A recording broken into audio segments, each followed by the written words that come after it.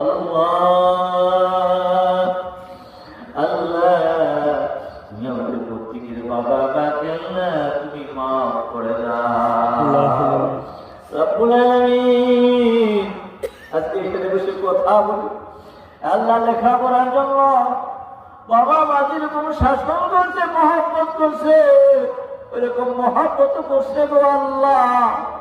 ঈদের দিন বাড়িতে না যাওয়া পর্যন্ত রাস্তার দিকে তাকাই রয়েছে তাকাই আমার সন্তান তুমি আসবে কখন আসবে।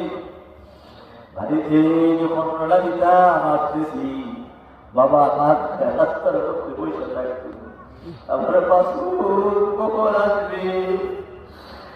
গাড়ি থেকে নামার সাথে সাথে পাঞ্জা ধরে বলতো বাবা না খেয়ে বসে আছে এতদিনই কেন মুখটা শুকায় গেছে।